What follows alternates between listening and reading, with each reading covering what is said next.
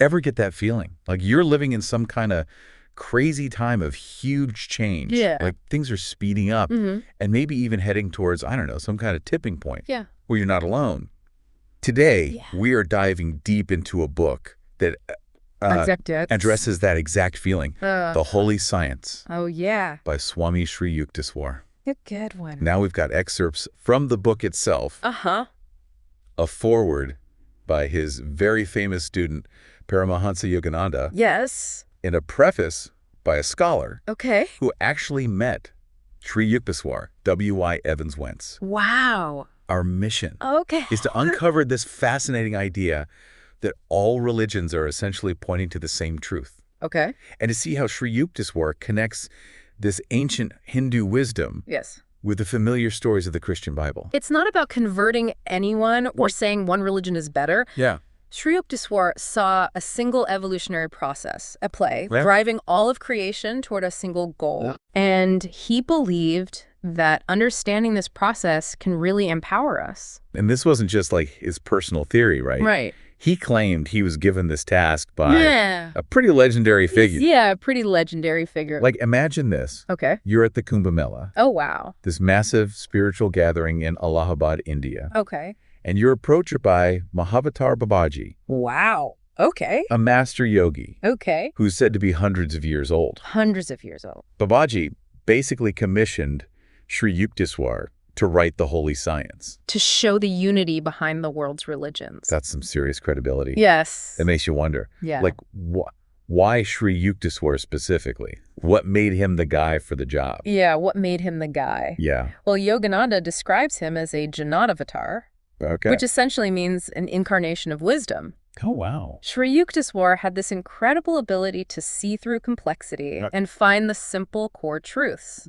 He wasn't afraid to challenge traditional thinking. But he did it in a way that helped people understand the deeper meaning behind things. And one of the biggest challenges he throws out there is this whole concept of yugas. These vast cycles of time that humanity goes through. He even claimed there's been a historical miscalculation. A miscalculation. And we're not in the dark age you think we are. Exactly. This is where things get really interesting. According to Sri Yukteswar, the yugas are based on the sun's movement around a dual star, taking about 24,000 yems for one complete cycle. Each cycle has 4 yugas. Satya, Treta, Dwapara, and Kali.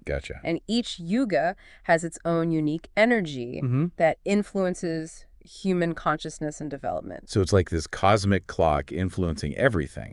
From our intellectual capabilities to our spiritual awareness. But how does that tie into this whole idea of a miscalculation? Well, for centuries, people have believed we're currently in Kali Yuga, the Iron Age, characterized by darkness, materialism, and decline. But Sri Yukteswar argued that this is incorrect. Based on his calculations.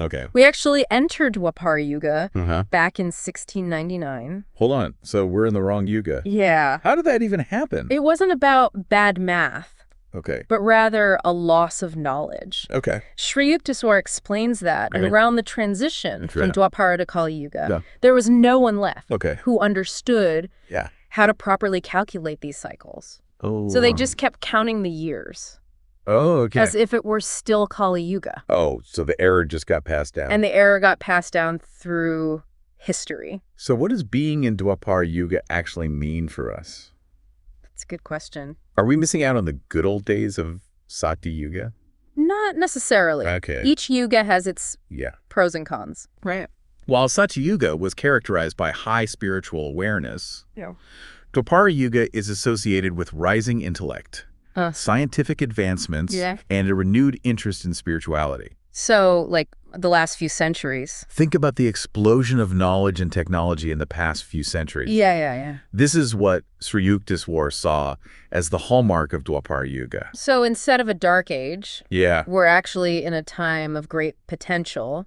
For both material and spiritual progress. That's actually pretty encouraging. It is. And this connects to what Sri Yukteswar was trying to do with the Holy Science. By understanding these cycles. And seeing the underlying unity in all religions. He believed humanity could navigate these times of change and progress towards a brighter future. So how does he go about proving this unity? Well, does he just gloss over the obvious differences between religions? Not at all. Okay. He dives right into comparing fundamental principles. He starts with Parambrahma, which is essentially the Hindu concept of God, the absolute spirit. Okay. He describes Parambrahma as everlasting, indivisible, and the source of all knowledge and love. Does that sound familiar? Yeah. Sounds a lot like the Christian concept of God the Father. Exactly. The eternal creator. Sri Yukteswar even uses a quote from the Bible. Oh, really? Hebrews 11.1. Okay. Where it says, "Now faith is the substance of things hoped for, the evidence of things not seen." Wow. He's pointing out that all religions are ultimately based on faith in something.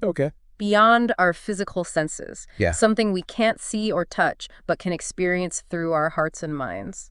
So even though the language might be different, the core idea is the same. It is the same. This unseen force, this God, is the foundation for everything. It is the foundation for everything. Then he brings in Prakriti, which is often translated as nature. Yeah. That's that creative force that emerges from Parambrahma. Exactly. The feminine principle that brings the world into being. Yes. So if Parambrahma is the father, Prakriti is like the mother. Like the mother. Bringing forth creation out of love and joy. Out of love and joy. And Sri Yukteswar says that by turning our attention inward, by understanding our own will and consciousness, we can actually glimpse these divine attributes within ourselves. It's like saying, hey, if we're made in the image of God, then the power of creation, the love and joy are already inside us. We're already inside it. That's a powerful idea. It is. But how does he connect this to the Bible? He ties it to the concept of adyum, the primordial sound or vibration in Hinduism. Sri Yukteswar sees adyum as the manifestation of God's creative force. And he directly compares it to the Word in the Gospel of John. Remember how it says in the beginning was the Word? And the Word was with God. And the Word was God. He's saying that this adyum, this Word, is the power through which God brings the universe into existence. So just like the Word became flesh in Christianity, adyum is the vibration that gives rise to all the physical matter. All the physical matter. We see around us. That we see. That's a pretty mind-blowing connection. It is. And it shows how Sri Yukteswar wasn't trying to erase the differences between religions, but rather highlight their deeper similarities and show how they're all pointing to the same ultimate truth. But if that's the case, if we all have this divine spark within us, why do we experience so much suffering and separation in the world? That's where Sri Yukteswar brings in the concept of Maya.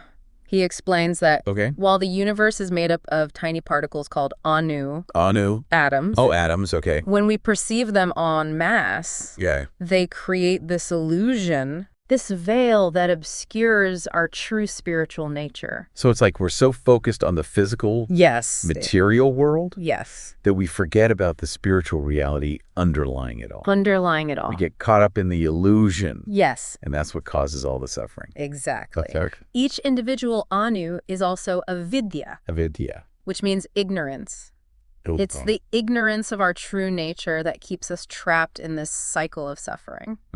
He uses the analogy of a dream.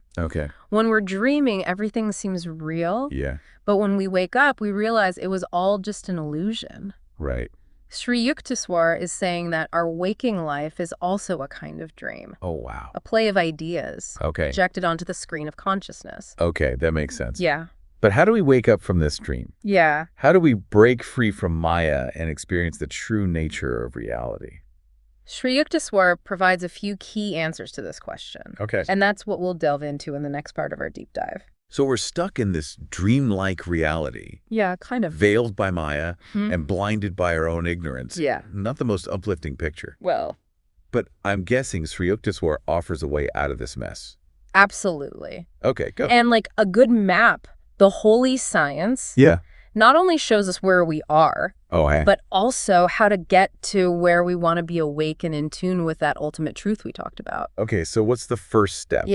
Do we need to renounce the world, meditate in a cave for years, that sort of thing? Sri Yukteswar actually emphasizes a path that's more about inner transformation than outer rituals. Okay. He lays out 3 key practices: tapas, swadhyaya, and brahmanitana. Okay, break those down for me. They sound a little intimidating. Not at all. Okay. Tapas simply means penance. Okay. But think of it more like cultivating discipline and patience. Oh, okay. It's about facing challenges with a steady mind, not getting thrown off by every little discomfort. Oh, dealing with rush hour traffic without losing my cool, that's tapas. It could be. It's that inner strength. Oh, okay. And there's swadhyaya, Okay. which means study of spiritual truth. Okay. This is about going beyond just reading. It's contemplation, really reflecting on the wisdom in scriptures or teachings that resonate with you. Okay. And I'm guessing brahmanatana is the meditation part. Yeah. You got it. Okay. Specifically, meditation on agumam. Right. Remember how we talked about agumam being that primordial sound, the vibration of creation? Yes. Brahmanatana is about tuning in to that sound within. Okay. Connecting to that source of creation within yourself. Sounds intense. It can be, yeah. But Sri Yukteswar also talks about needing a sat guru, right? A true spiritual teacher. Yes, he does place importance on the guidance of a satguru. So is that someone who has walked the path and can help you navigate the tricky parts? Okay. But he's not saying you need to go join some ashram or anything. So how do you find a sat guru? Do they just show up at your door one day? He says it starts with cultivating shraddha. Yep. This isn't just any kind of love. Yeah. It's more like the intensification of your heart's natural love. Okay. Directed towards truth itself. So if I'm passionate about finding truth, Yes. about waking up from the illusion, that helps me connect with a guide who can show me the way. Precisely. Okay. He even compares the Satguru to the idea of a savior in Christianity. Right. Someone who awakens us to truth. Okay. Sri Yukteswar also cites a passage from the Bible, Oh, really? John 1.23, Okay. where John the Baptist says, "I am the voice of one crying in the wilderness, make straight the way of the Lord." It's that idea of the guide preparing the way. So the guru isn't necessarily a person. It could be a teaching, Right. a book, Yes. even this podcast maybe. It could be. As long as it helps us move towards that truth. As long as it helps you move towards that truth. That awakening. That awakening, yes. He does say that anything that helps us overcome troubles and find peace Right. can be considered a guru. Yeah. But he also cautions us to be discerning. Okay. If a teaching or a person just increases your doubts and difficulties, Yeah. it's probably not the right guide for you. Makes sense. Yeah. It's about trusting your intuition. Yes. Your heart. Your heart. To guide you towards what feels true and helpful. And to do that, you need virya, Virya. which means moral courage. Okay. It's the strength to follow your heart, to stand up for what you believe in, Yeah. even when it's challenging. Okay, I can see how that ties in with Shraddha. Yes. If you have that deep love for truth, Right. that will fuel your courage to seek it out no matter what. Exactly. Yeah. Sri Yukteswar also lays out these guidelines called yama and niyama, Okay. which are basically ethical principles like nonviolence, truthfulness, contentment, purity. Right. They're not about being perfect, but about aligning your actions with your inner aspirations, Okay. which strengthens your moral courage. It's like building an ethical foundation for your spiritual growth. Exactly. You can't really progress if you're constantly lying, cheating, or harming others. Right. Your outer actions need to be in harmony with your inner goals. Yeah. He even applies this to things like diet. Oh, really? He advocated for a vegetarian lifestyle, Okay. arguing that it supports both physical and spiritual well-being. Interesting. Yeah, So it's a holistic approach. it is. What you eat, Yeah, how you act, it all plays a part in this journey. absolutely. And as you cultivate these qualities and practices, Yeah. you start to purify your 3 bodies. The physical, Okay. the subtle, your energy body, Mm-hmm. and the causal, the seat of your deepest impressions. Okay. Sri Yukteswar explains that this purification is key to perceiving subtler realities. Okay, now we're getting into some mystical territory. A little bit. What does he say about those subtle realms? He talks about the journey through the lokas, Okay. which are basically different spheres of existence. Okay. He describes 14 lokas, Okay. 7 higher realms called swargas, Okay. and 7 subtler realms called patala lokas, Right. which he associates with spiritual centers in the spine. So it's like a cosmic map with different levels of consciousness and Yes. experience. Yes. And as we progress spiritually, we ascend through these loka. Exactly. Sri Yukteswar even connects these lokas to descriptions in the Bible. Oh, really? For example, he compares Satyaloka, Satyaloka, the highest realm, to the concept of heaven in Christianity. Okay. He describes it as anima, meaning the nameless, because it's beyond all words and concepts. So even though the language might be different, Yes. he's showing how these ancient traditions are pointing towards similar experiences and realities? Exactly. What about the Patala Lokas? Those sound a bit more mysterious. He links the Patala Lokas to the 7 chakras, which are energy centers located along the spine in yogic traditions. He says that as you purify your subtle body, you start to experience these centers, and the anayam sound becomes increasingly perceptible. Wait, so you can actually hear this anayam sound? It's not just a concept? According to Sri Yukteswar and many yogic traditions. Yes. Wow. It's often described as a subtle inner sound. Oh, okay. Like a high-pitched hum. Gotcha. That becomes clearer as you progress on the spiritual path. Wow, that's fascinating.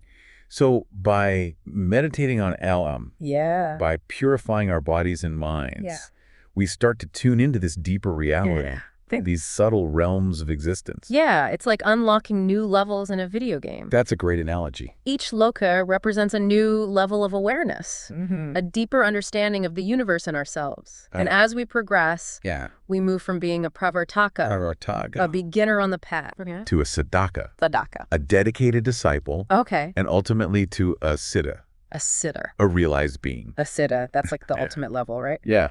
What can a siddha do? It's a good question. Do they have superpowers? Sri Yukteswar describes the siddha as someone who has attained self-realization, who has merged with the divine.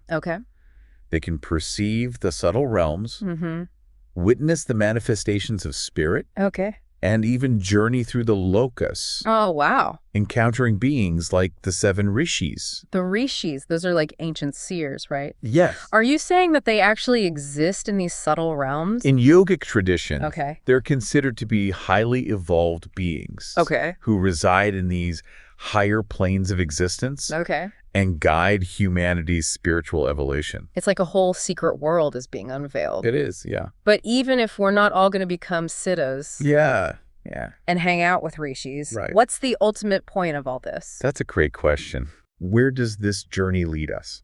That brings us back to the concept of Kaivalya, which is the ultimate goal, according to Sri Yukteswar. It's the realization of oneness with the divine. The merging of the individual soul with the universal self. So it's not just about acquiring knowledge or having mystical experiences. No. It's about transcending the illusion of separation. Yes. Realizing that we are all fundamentally connected. Exactly. All part of this one divine reality. And Sri Yukteswar ends the holy science with a powerful message of hope. He calls on us to broadcast everywhere the story of his resurrection. Wow. Encouraging everyone to awaken to their true nature, to experience this unity and share it with the world. It's like he's saying, don't keep this knowledge to yourself. Share the light. Help others wake up from the dream too. Exactly. And he believed that by doing so, we can create a more harmonious and enlightened world. So after exploring all these complex concepts and mystical realms, it seems like the most important takeaway is actually quite simple. Love, unity, and waking up to our true nature. Exactly. And as we wrap up this deep dive into the holy science, I'm curious, what aspects of this journey resonate most deeply with you? What insights have sparked your own curiosity or inspired you to explore further? It's amazing, you know, how Sri Yukteswar manages to like weave together so many different threads. Science and philosophy, personal experience. He even brings in those biblical references to create this like intricate tapestry of the spiritual journey. It's pretty cool. And what makes the holy science so compelling, I think, is that it's not just theoretical. You know? He offers practical guidance on how to actually live these principles, not just think about them. We talked about the yugas, the lokas, these subtle realms and energy centers, but he also gets into like the nitty-gritty. The nitty-gritty, yeah. Diet, ethical conduct. Yeah. Even like choosing the right environment and company. Yeah. To support our spiritual growth. It's true. It's a holistic approach. Yes. That recognizes that we're not just minds floating in space. Right. We're embodied beings. Yes. Living in a very real world. Exactly. Yeah. And this is where his emphasis on finding a sat guru. Right. A true guide becomes so important. Yeah. He understood that navigating this path can be tricky. Yeah. And having someone who's walked it before you can make all the difference. He even compares the Sat Guru to the Holy Spirit in Christianity. Right? Yeah, that guiding force that helps us discern truth from falsehood. Yeah. That leads us towards the light. It's interesting how he brings in so many Christian concepts. And it's not to convert anyone, right? Right. It's to show that these seemingly different traditions are ultimately pointing towards the same fundamental truths. He was really ahead of his time in that way. Yeah, he was. He saw the potential for bridging the gap between East and West. Mm-hmm. Not by erasing differences, right, but by recognizing the underlying unity that connects us all. And that unity seems to stem from this core concept of love. Love, yeah. Sri Yukteswar says it's through cultivating our heart's natural love that Sraddha, that we talked about, that we connect with a true guide and progress on the spiritual path. And that same love, when directed towards the divine, becomes bhakti. Sure. That deep devotion that fuels our practice and helps us overcome obstacles. So even though the holy science gets into some pretty complex cosmology and metaphysics, it ultimately comes down to something very simple and universal. Love, yeah. So it's like all these different pieces, the yugas, the lokas, the chakras, the ethical guidelines, the practices are all tools. To help us cultivate that love. That's right. To awaken to our true nature. Yes. And realize our unity with the divine. And he encourages us not to keep this realization to ourselves, but to broadcast everywhere the story of his resurrection. To share this light with others and help them awaken as well. So after diving deep into the holy science, I'm left with this sense of hope and possibility. It's beautiful. It's like a whole new world is opened up, inviting us to explore the depths of our own being and the interconnectedness of all things. It's an amazing book. And perhaps that's the ultimate takeaway from this deep dive. Yeah. A renewed sense of curiosity. Curiosity. And a willingness to look beyond the limitations of our current understanding. We've got expanding, right? Sri Yukteswar reminds us that new hope will be infused into the hearts of misery-mad, death-fearing dreamers of the world. Such a powerful quote. His message is a call to awaken from the dream of separation and embrace the reality of unity and love. Unity and love. So as we wrap up this exploration, I encourage you Yeah. to delve further into the concepts that resonated Yeah.